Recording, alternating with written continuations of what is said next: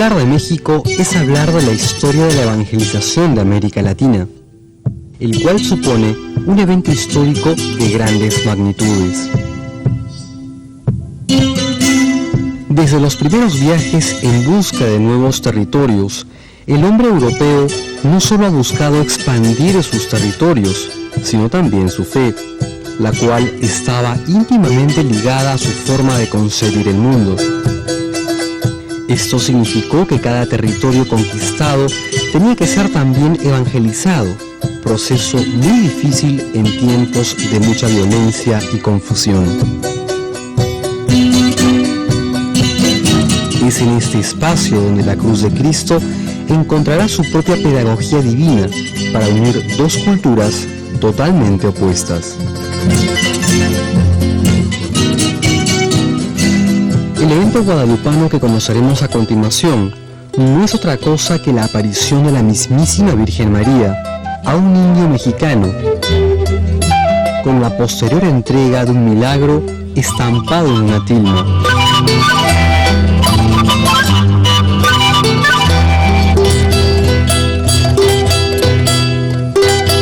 Acompañemos a conocer la historia de fe de esta aparición, sus personajes, como también las repercusiones que tuvo y tiene la presencia de la Madre en la historia de México y de América Latina.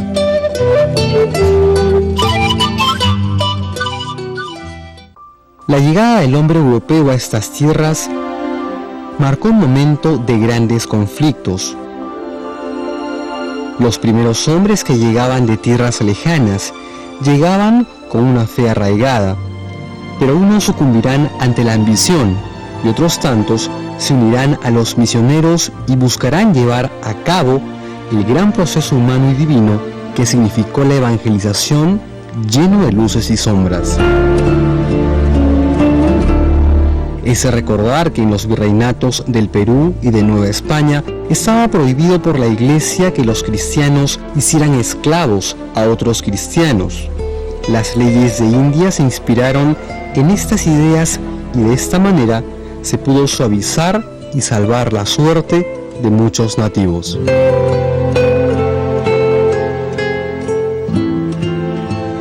La evangelización será para el hombre español una responsabilidad de las más urgentes. Si bien los conquistadores habían sometido a los aztecas, la situación de los naturales era de una falsa calma, ya que habían perdido todo tipo de identidad. Era el sinsentido. Los españoles que llegaron acá eran básicamente aventureros. Tenían fe profunda, eran católicos, pero su mentalidad no era cristiana. Pensaban que era bueno y necesario imponer por la fuerza la religión católica. Varios de ellos, la mayoría quizá, eran también bastante desalmados. Estamos en una época bárbara en Europa.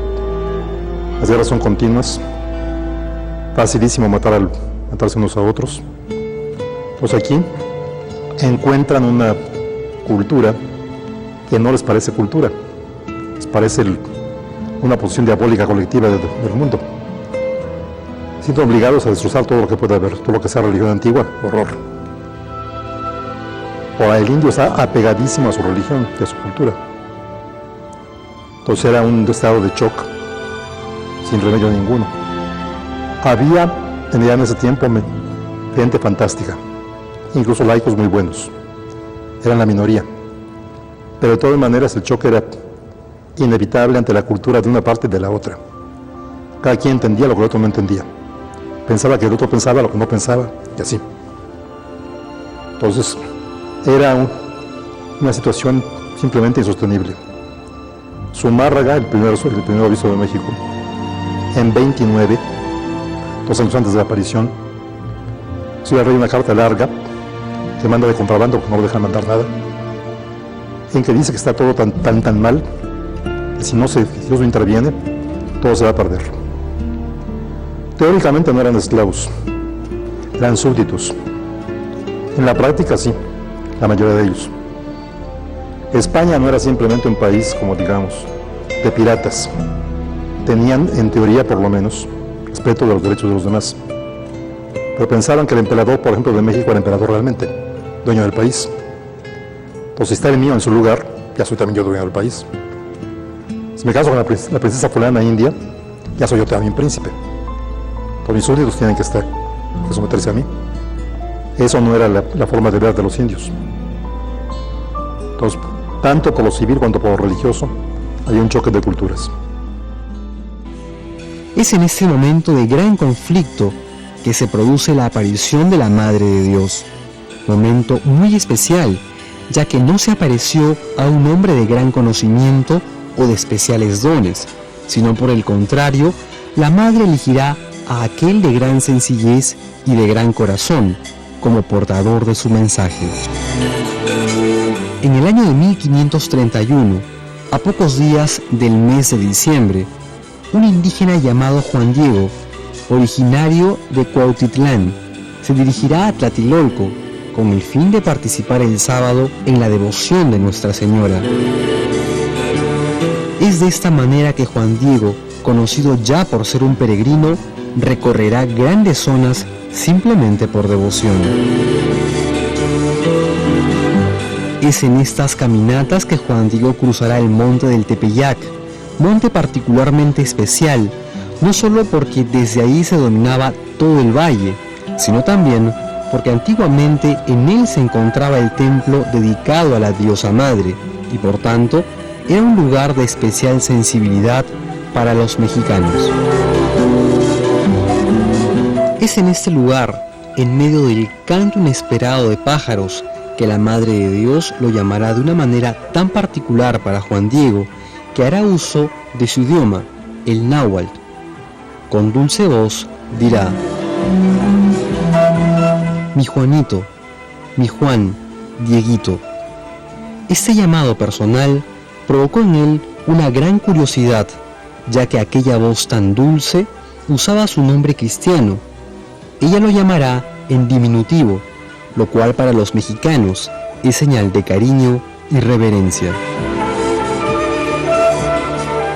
Al llegar frente a ella, Juan Diego encontró a una mujer bellísima. Sus vestiduras resplandecían como el sol. Todo a su alrededor estaba cubierto por resplandores. Todo esto denotará su divinidad. Ella no lo esperaba sentada como una reina, sino de pie, llamándolo a que se coloque estrechamente junto a él. La Virgen le dirá con dulce voz: escucha bien, hijito mío, el más pequeño, mi Juanito, ¿a dónde te diriges? Diego le dirá: mi señora, mi reina, mi muchachita, me dirijo a tu casita de México, Tlatelolco. Voy en pos de las cosas de Dios, que digna darnos, enseñarnos quienes son nuestros sacerdotes, quienes son imágenes de Dios. Acto continuo, la Virgen se presentará: soy la perfecta y siempre Virgen Santa María, y tengo el privilegio de ser Madre del verdadero Dios. Mucho quiero, ardo en deseos, de que aquí tenga la bondad de construirme mi templecito, para allí mostrárselo a ustedes, engrandecerlo a Él que es todo mi amor, a Él que es mi mirada compasiva, a Él que es mi auxilio, a Él que es mi salvación. Todas estas palabras tenían un valor muy significativo, ya que en el idioma de Juan Diego esto significaba que la madre de los cristianos es también la madre del Dios mexicano. Los antiguos mexicanos creían también en la existencia de un solo Dios. Sumado a esto, la Madre de Dios está mandando a su Hijo con los hombres. Es la Madre de Dios que arde en deseos de un templo.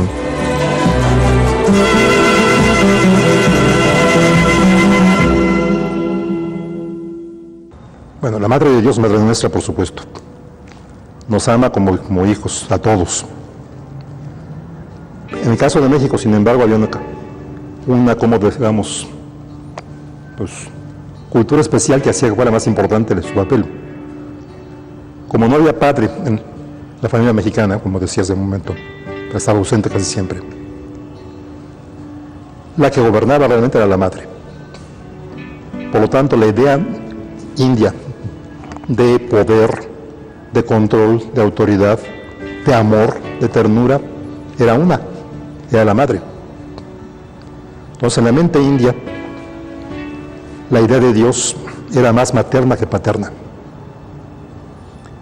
Porque es amor, es control, es poder. Entonces Dios se adapta a eso, enviando a su Madre Santísima, cuando en una época que no había para nada misioneras mujeres. Es una gran novedad esa, incluso revolucionaria para su época, que haya una mujer evangelizadora. Ahora, él se convirtió sinceramente a la religión católica antes de la aparición, quizá unos 7 u 8 años antes. Y por lo que vemos, sinceramente, que aceptó lo que le daban los españoles como palabra de Dios, a pesar de que eso le costaba renunciar a lo propio. Con la aparición se da cuenta, porque Dios se lo hace ver, que no hay oposición entre su religión, su cultura, mejor dicho, antigua, y la religión cristiana. Que María Santísima viene a completar lo que ellos no tenían, no arrancar lo que ya había. Le pidió un templo, que era para la cultura mexicana la nación misma. El templo era el símbolo de la nación. Una nación se fundaba levantando un templo. Se destruía destruido el templo. Ya no había templos mexicanos en ese momento. Entonces ella pide un templo para su hijo, no para ella, para su hijo, que es el hijo, es el mismo Dios de los mexicanos, dice ella. Se llama del arraigadísimo Dios, dijo ella. O sea, el de siempre. Y da 4 nombres indios de Dios: Ipalnemoguani, Tloquenahuaque, Teyocoyani y Huayatatipaque. O sea, inconfundible. Nos pide un templo para que renazca México, pero ya no tribal, sino mundial. Dentro de este pedido sin igual, Juan Diego se siente que no es la persona adecuada, pero presto va en busca del obispo de México con el fin de dar tan grandioso encargo. Pero no tendrá éxito alguno.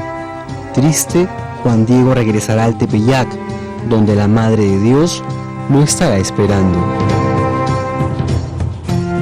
Patroncita, señora reina, hija mía, la más pequeña, mi muchachita, ya fui a donde me mandaste a cumplir tu amable aliento, tu amable palabra, aunque difícilmente entré a donde es el lugar del gobernante sacerdote.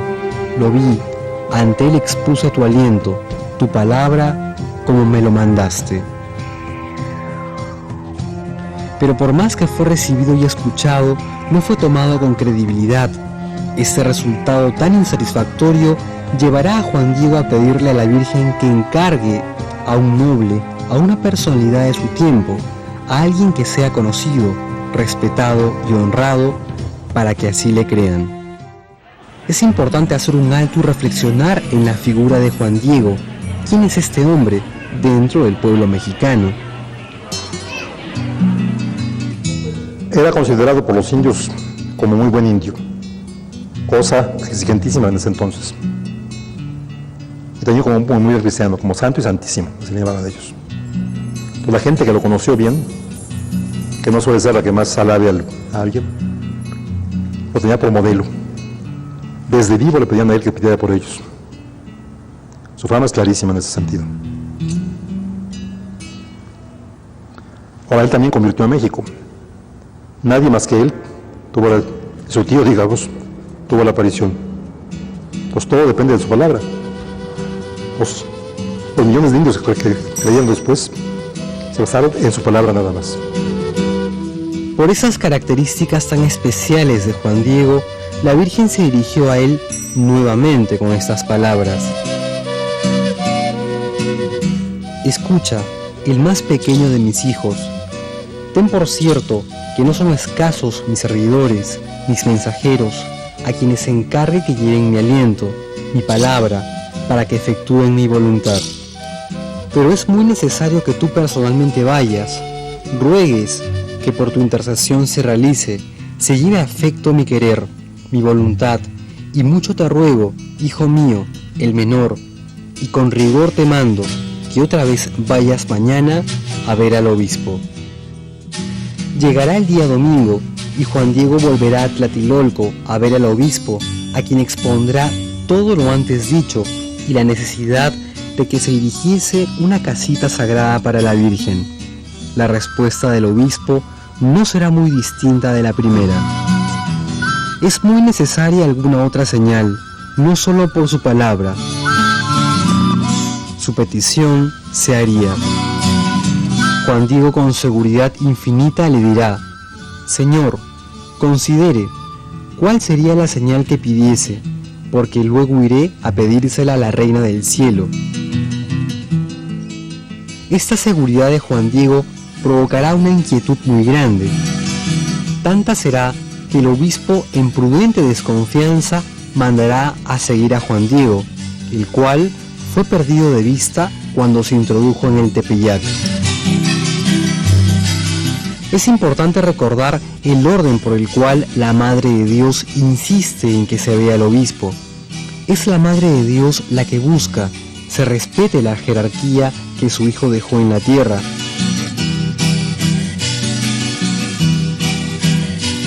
Pero ¿quién es el obispo Zumárraga? ¿Qué papel desempeñaba en estas tierras? Ahora, Zumárraga es una gente muy buena, pero incapaz de comprender la cultura india. Era inquisidor, fue inquisidor en España. Pues para cualquier cosa que oliese remotamente a idolátrico, lo que fuese, fue una carta de él que mandó a los franciscanos de Europa, de Tolosa, poco antes de la aparición, en que se jacta, presume, de haber destruido más de 500 templos indígenas y más de 20.000 ídolos. Es una gente completamente reacia a todo lo que pudiese ser aún remotamente sospechoso de idolatría. Y lo manda Juan Diego, María Santísima, diciéndole que se apareció en el Tepeyac, donde estaba un templo pagano, y que quería un templo de ella. Pues sonaba de lo más inverosímil y de lo más sospechoso. Pues él, de hecho, no hace caso en un principio. Sumado a esta situación, es importante conocer el contexto en que se van desarrollando estos milagrosos acontecimientos. La Iglesia Católica en estas tierras se encontraba en una situación difícil, tan es así que el mismo emperador Carlos V había atacado Roma y capturado al mismo Papa Clemente VII. Es en esta situación de gran dolor cristiano que Juan de Zumárraga era una autoridad católica nombrada por el rey de España en estas tierras necesitadas de fe, pero que a la vez, en gran medida, se encontraba incomunicado de la autoridad de Roma. Es de esta manera que la Virgen, consciente de la situación del mundo, insistirá que sea un sencillo el que dé un respiro y una gran esperanza a este mundo lleno de conflictos. Bien está, hijo mío, volverás aquí mañana para que le lleves al obispo la señal que te ha pedido. Con esto te creerá, ya no dudará, ni de ti sospechará, y sábete, hijo mío, que yo te pagaré tu cuidado y el trabajo y cansancio que por mí has emprendido. Vete ahora, que mañana aquí te aguardo. Pero este pedido tendrá un giro inesperado, cuando Juan Diego, en este maravilloso día lunes, de regreso a su hogar, encontrará a su tío Juan Bernardino muy grave, el mismo que, sabiendo ya le llegaba la hora de la muerte, le pedirá encarecidamente a Juan Diego que le ayude a preparar su espíritu. ¿Quién es este otro personaje tan especial dentro de esta pedagogía divina? ¿Quién es el Juan Bernardino y qué representa para Juan Diego? Entre los indios mexicanos que vivían de la guerra y para la guerra, el padre casi siempre estaba muerto o ausente. Entonces el padre encomendaba a su hermano más pequeño el cuidado de su casa, de su esposa y de sus hijos. Entonces el tío era la figura paterna real del niño mexicano. Era un muchacho un poco más grande que él, pero era el hombre que conocía en su casa. El padre auténtico estaba lejano, quizá muerto. Cuando estaba se le veneraba mucho. Era una figura bastante ausente. Es esta persona tan especial para el indio Juan Diego la que le pide encarecidamente que cuando anochezca, aún de madrugada, viaje a Tlatelolco en busca de algún sacerdote para que fuera a confesarlo. Este era quizás el último pedido tan especial y personal para Juan Diego. Juan Diego fue en busca del sacerdote, pero esta vez quizá se desviará. No vaya a ser que la señora, como él la llamaba, demore en algo la urgencia de confesión de su tío. ¿Qué pasa, el más pequeño de mis hijos? ¿A dónde vas? ¿A dónde te diriges? Juan Diego, algo apenado y avergonzado, le dirá: con pena angustiaré tu rostro, tu corazón te hago saber, muchachita mía, que está muy grave un servidor tuyo, mi tío, seguro que pronto va a morir. Y aquí viene una revelación bellísima, hermosísima de la Santísima Virgen de Guadalupe. Le cuenta a Juan Diego: oye, fíjate que pues un hijo tuyo, mi tío Juan Bernardino, está muy enfermo, está grave, y voy a llamar a un sacerdote para que lo asista, para que lo atienda. No te preocupes, Juanito, Juan Dieguito, no estoy yo aquí que soy tu madre. ¿No estás acaso bajo mi regazo, bajo mi protección, bajo mi cuidado? ¿Qué más has menester? No te preocupes, tu tío ya sanó. Y le creyó Juan Diego.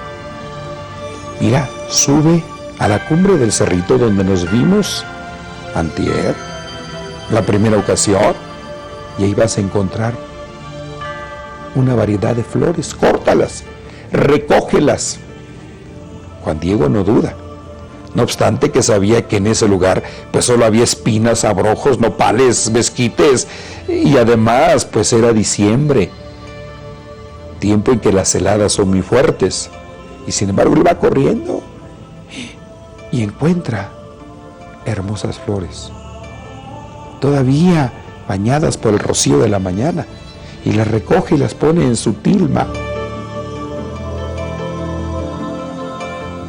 Y regresa y se las entrega a la Santísima Virgen.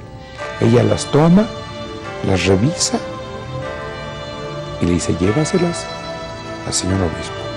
Esta es la señal que le envío. No se las enseñes a nadie, solo a él. Y Juan Diego regresa y le entrega al señor obispo la prueba, ¿verdad? Y al entregarle la prueba, que eran las rosas, al extender su tilma, ahí aparece milagrosamente estampada Santa María de Guadalupe, tal y como la tenemos ahora aquí en nuestra basílica. Y este ayate, para nosotros los mexicanos, es como el acta de nacimiento de este pueblo, de esta iglesia, de esta nación, y diría de este continente de América.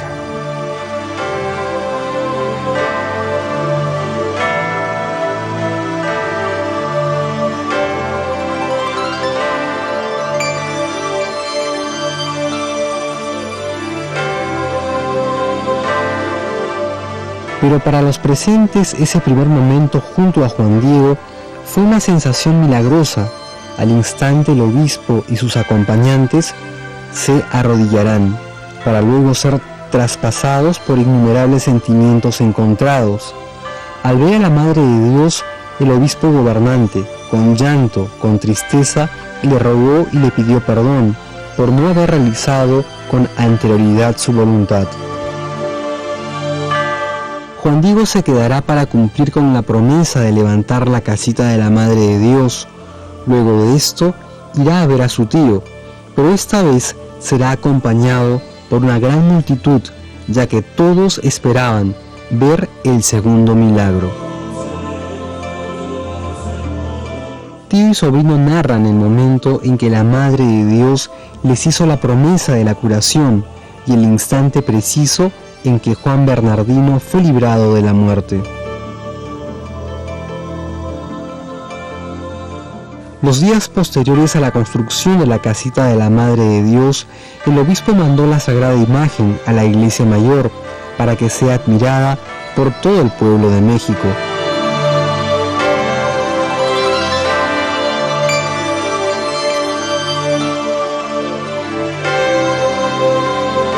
Pero dentro de esta milagrosa imagen se esconde algo que ni los mismos misioneros españoles podían entender. Ellos solo descubrían a su querida Virgen María. Grande será su sorpresa al descubrir que los indios descubrirán todo un evangelio hecho imagen ante sus ojos.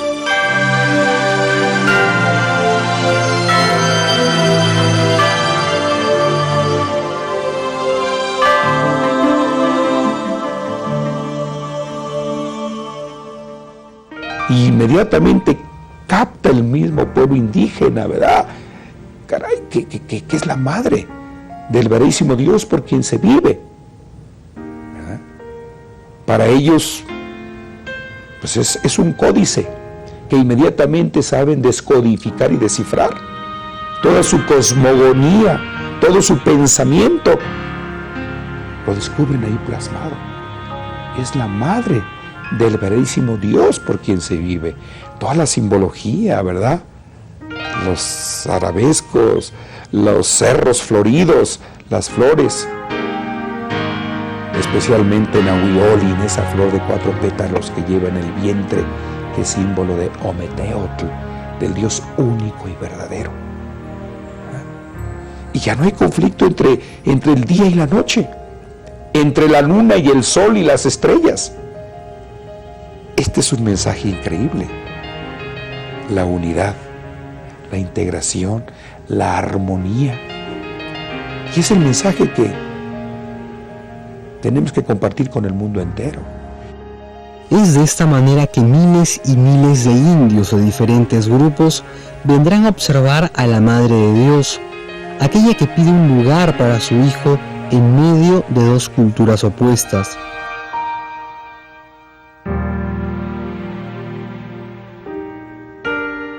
La imagen de la Madre de México se presenta de forma apacible y maternal, anunciando una nueva era. Es de destacar su rostro, ya que no es ni español ni indígena, por el contrario, es mestizo. En México, los niños nacidos con rasgos mestizos tendrían 9 años de edad para el momento de la aparición, y eran vistos con lástima para ambas culturas. La Virgen trae un mensaje. Ella es este nuevo rostro, esta nueva unión. Ella es el rostro del encuentro de 2 mundos, el inicio de una nueva nación.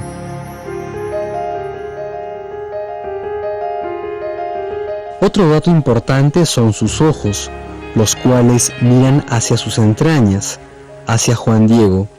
Estas imágenes quedarán grabadas en los ojos de la Madre y serán comprobadas siglos después, cuando la tilma sea sometida a rigurosas pruebas científicas. Otro detalle importante es que ella solo luce una joya sobre su cuello. Lleva un broche con una cruz negra, la misma que recuerda la armonía cósmica azteca y la cruz salvadora de Jesucristo.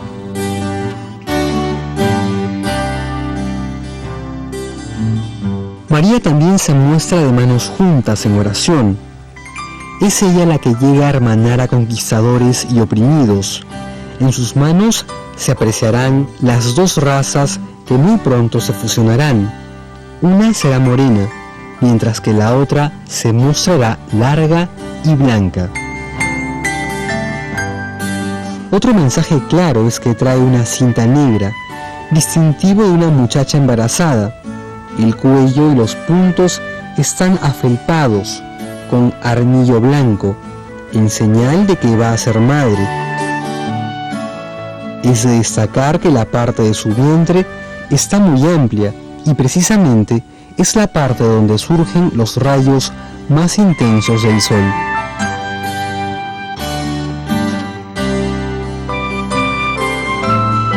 Es en esta parte del ayate donde se encuentra la flor solar, el Nahui Oyin, que significa los 4 movimientos.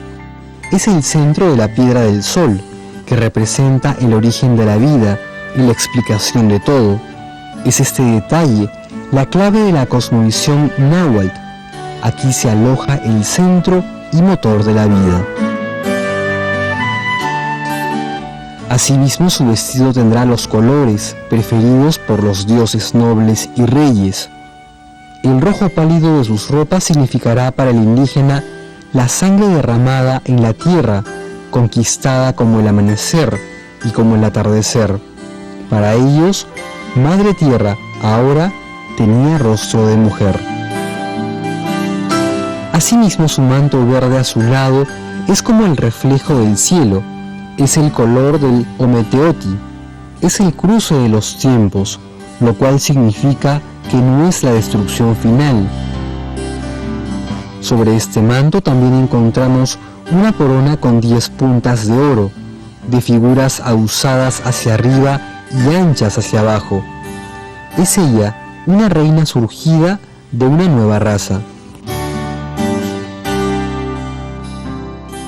Es la Virgen de Guadalupe, la que se presenta entre el día y la noche, entre el sol y las estrellas, pues ahora la luna está bajo sus pies como cometa.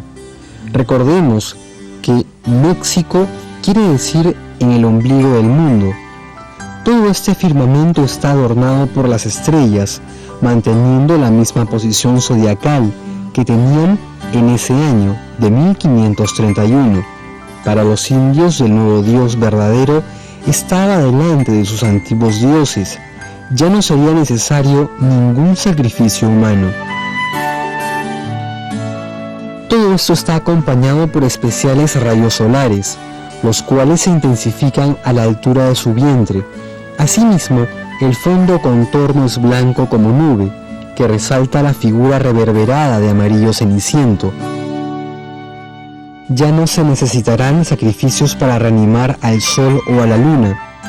Recordemos que los aztecas adoraban al sol, ofreciéndole corazones humanos para que continuara su ciclo diario y el mundo no pereciera. María, delante del sol, lo tapa indicando que los seres humanos valen más que el sol, el cual no puede ser Dios. Otro personaje dentro del ayate es este caballero águila, el cual no tiene las alas de los querubines del siglo XVI. Por el contrario, este tiene las alas en posición de plegarse, con los colores de las aves que denotan su alta investidura: verde de quetzal, símbolo de la belleza; blanco de pelícano, rey de las aves; y corazón del agua; rojas de guacamaya, que representan la llama del fuego. Es entonces en sus plumas cargadas de colores cósmicos que ratifican la dignidad de su misión. También descubriremos aquel rito matrimonial, el mismo que consistía en unir el huipil de la mujer con la tilma del varón. De esta forma se nos recuerda que lo humano y lo divino se unen.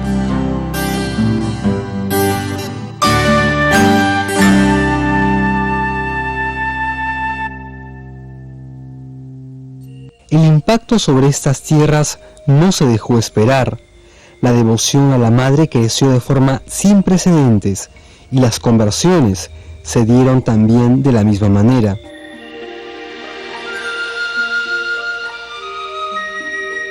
Juan Diego se convertirá en la figura clave. Él es el testigo, el responsable de la evangelización de México. Él dará credibilidad a todo lo ocurrido. Este humilde indio será el testigo, la voz de la Madre de Dios que pide un templo para encontrarse con su pueblo. Es su figura clave de todo el proceso de evangelización de México. Por tanto, su figura no podía dejar dudas de ser una simple invención. Su presencia histórica será investigada con gran celo durante su proceso de beatificación. Qué bueno que dudó el obispo. Qué bueno que dudaron muchos de la existencia de Juan Diego cuando el proceso de canonización, porque gracias a esto se intensificaron los estudios, la investigación. Cuando estaba el proceso de canonización, muchos dijeron, ¿pero cómo van a canonizar a un mito, a un cuento, a una leyendita, a alguien que no existió? Y la Congregación para la Causa de los Santos escuchó esa objeción y la tomó con seriedad. Inmediatamente la presentó y se le respondió. Inmediatamente el postulador empezó a buscar investigar, ¿verdad? A recopilar documentos, libros. Tenemos una publicación en donde están 3.355 documentos, libros, testimonios del acontecimiento guadalupano, ¿verdad? Y estudios serios y profundos. Ah, caray, el acontecimiento guadalupano es un acontecimiento histórico, no es un cuento, no es una leyenda, no es un recurso evangelizador y catequético de los primeros misioneros, no, realmente se apareció Santa María de Guadalupe a nuestro querido San Juan Diego Cuauhtlatoatzin, ¿verdad? Y aquí está, hasta el día de hoy, su sagrada imagen que da testimonio de este acontecimiento. Y aquí estamos, el pueblo de México. Somos un pueblo en este continente de América, pero yo creo que en la línea de la fe, pues somos un pueblo especial. No lo digo con soberbia, sino con sencillez, consciente de la responsabilidad de compartir con todo el mundo este Evangelio de Guadalupe. Esta buena noticia del Dios que se humana, se encarna en nuestra realidad, en nuestra historia, en nuestra cultura. Dios que se interesa por nosotros, que se preocupa por nosotros, que nos ama entrañablemente y nos lo manifiesta en el rostro dulce y sereno y amable de Santa María de Guadalupe, hasta el día de hoy.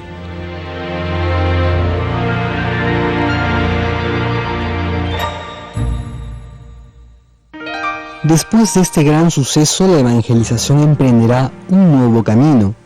De esta forma, el evento guadalupano marcará hondamente el corazón de cada mexicano, acompañándolo en sus momentos más sublimes como en aquellos más dolorosos.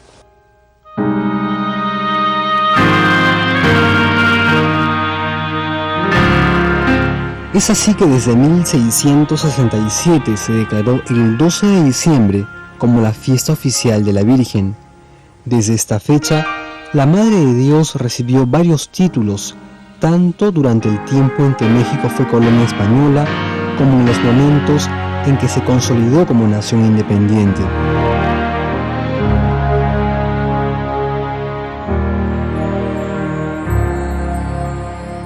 De la misma manera, el Vaticano rendirá los honores correspondientes, dándole a la Madre un 12 de diciembre el encargo de ser la patrona de América Latina.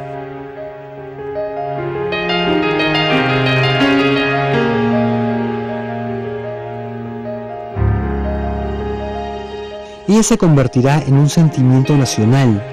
Es ella la que dará esperanza a una nación multirracial. Es ella la madre de su independencia, la insignia de su estandarte como nación. Ella será desde el Tepeyac voz y escucha del pueblo mexicano.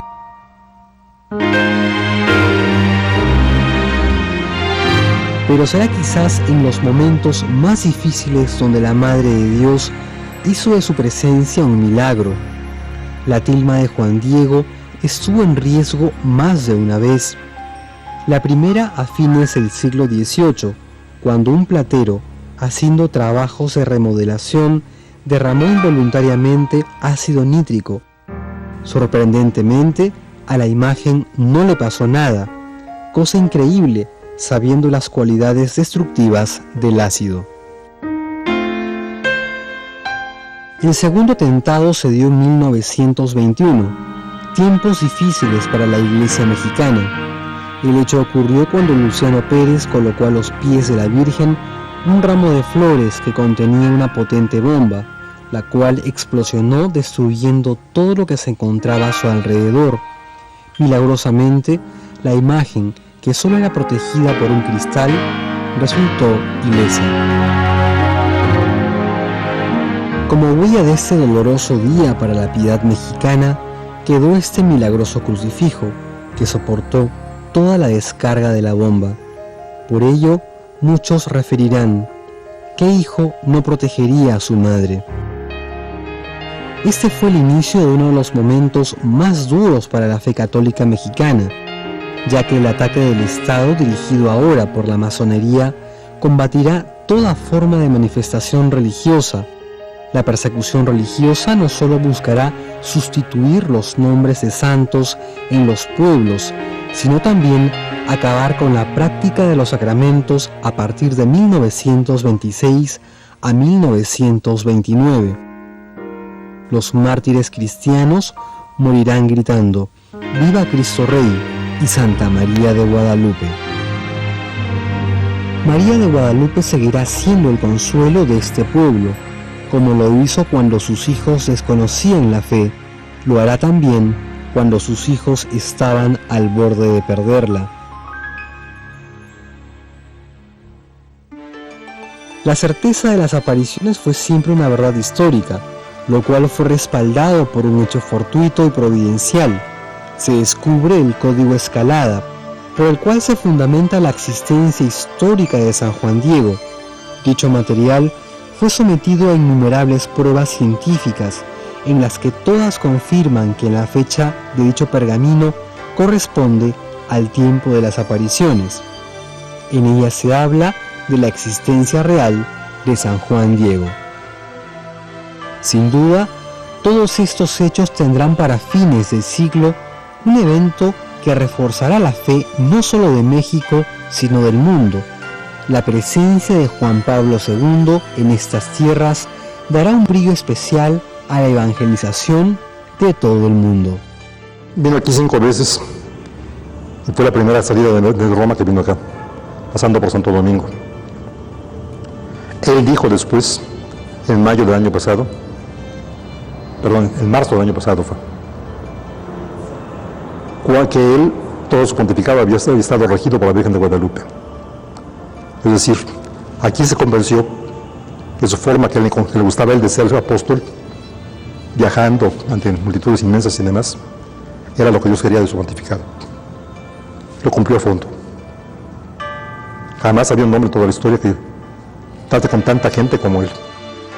Yo creo que, como decía el Papa Juan Pablo II, este no solo es el corazón de México, es el corazón de América. Y desde aquí Santa María de Guadalupe está orando por nosotros y acogiéndonos a todos como sus hijos, mexicanos y hombres y mujeres que vivimos en este continente y más allá de este continente. Recibimos gentes de todo el mundo, de Europa, de Asia, de África, de Oceanía, de los 5 continentes. Al fin y al cabo, es la casa de la Madre y venimos a encontrarnos con la Madre, y por eso este lugar es muy importante. Yo, como rector de esta basílica, tengo la conciencia, ¿verdad?, muy clara de mi responsabilidad, de mi compromiso histórico de promover, de alentar, de impulsar la fe de todos los peregrinos. Hoy, a más de 500 años de su aparición en tierras mexicanas, la Virgen sigue siendo la guía del apostolado de aquellos primeros mexicanos que encontraron en ella a la madre de su pueblo, de su identidad y de su dignidad como pueblo católico. Es por eso que la Iglesia Católica, gracias a la iniciativa de sus sacerdotes y obispos, han formado la Comisión de Pastoral Indígena, la cual tiene como tarea responder a las necesidades espirituales y pastorales de los pueblos originarios del sur y centro de la Ciudad de México, pueblos de mucha tradición y de lenguas diversas. Entonces aquí tenemos indígenas de habla tzotzil, celtán de Chiapas, mije de Oaxaca, cuicateco también de Oaxaca, triqui, mazateco, y de Puebla también totonaco, habla náhuatl, de Michoacán, Estado de México, de habla otomí, ñañú, del estado de Hidalgo, mazagua y otomí, toda la familia del otomí, que es ñañú, ñato y ñu. Son lenguas indígenas que se hablan por indígenas que vienen, se quedan aquí y también viven todavía vestidos como en sus comunidades. Y también en la basílica los indígenas migrantes de paso, puesto que vienen a la basílica y después siguen su caminar, sobre todo a los lugares a donde van a buscar fuentes de trabajo. De ahí la necesidad de atender de parte de la iglesia y en la basílica a estos hermanos indígenas a través de esta comisión de pastoral indígena y desde luego su servidor pues directamente aquí en la Basílica de Guadalupe. De esta manera, el sacerdote se ha transformado en un hermano capaz de recoger los sentimientos y raíces más profundas de los pueblos indígenas, los cuales han revalorado su historia a la luz de la fe. Asimismo, las celebraciones litúrgicas rescatan las expresiones y símbolos más importantes de estos pueblos. La sotana negra y el alzacuello, pues desde luego es la vestimenta sacerdotal, y la autoridad, que significa, es la estola, pero esta estola, que la usamos los sacerdotes, es de una comunidad de Chiapas. Después aquí en México vienen muchos los danzantes y utilizan el pectoral, que es desde luego con todo el taparrabos, como le llamamos, que es la naguilla, las muñequeras, las rodilleras y los ayacascles, que son las sonajas que se usan para danzar. Y desde luego también para el indígena significa mucho el penacho, que esto es quien lo llevaba, es el que lo llevaba quien tenía autoridad en una comunidad. Entonces lo llevaba el anciano y el gobernante. Cuando una persona era elegida por la comunidad, entonces significa autoridad, pero para el indígena indica servicio también, y creo que esto es evangélico.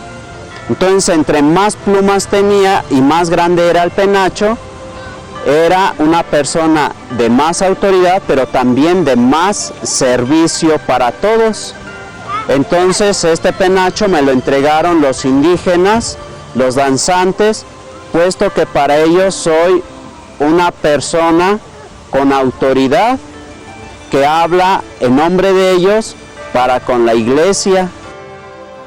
La Basílica de Guadalupe en la actualidad recibe millones de personas, cada una con un sentimiento particular a la Madre de Dios.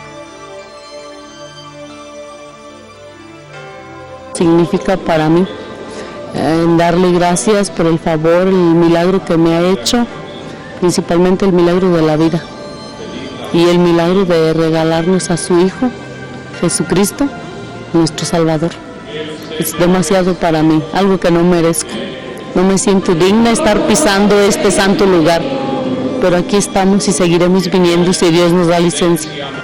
Alrededor de 18 o 20 millones de peregrinos al año.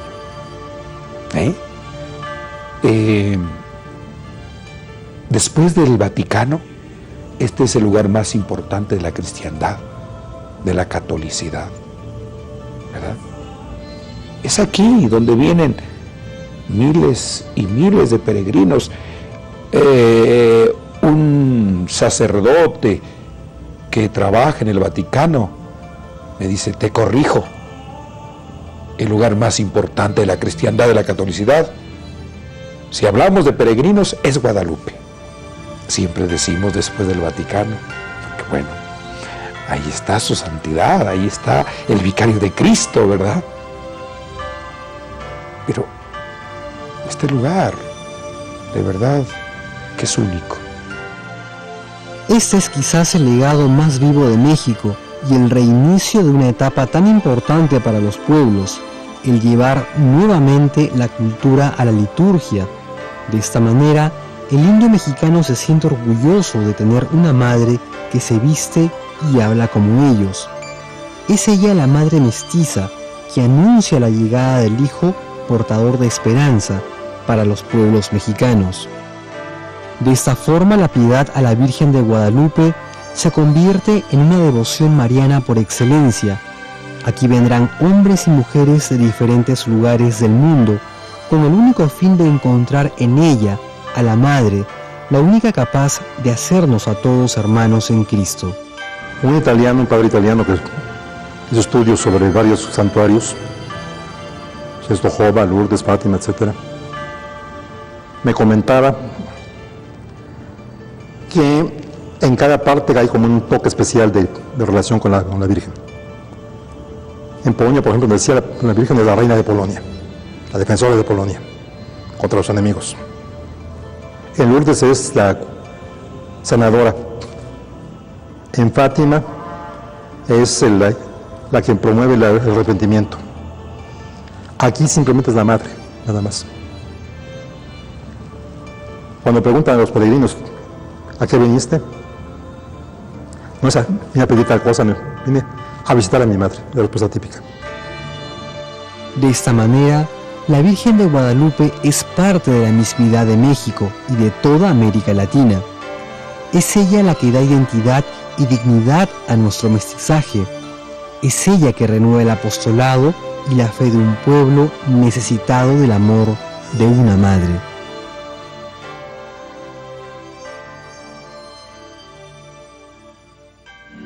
Desde el cielo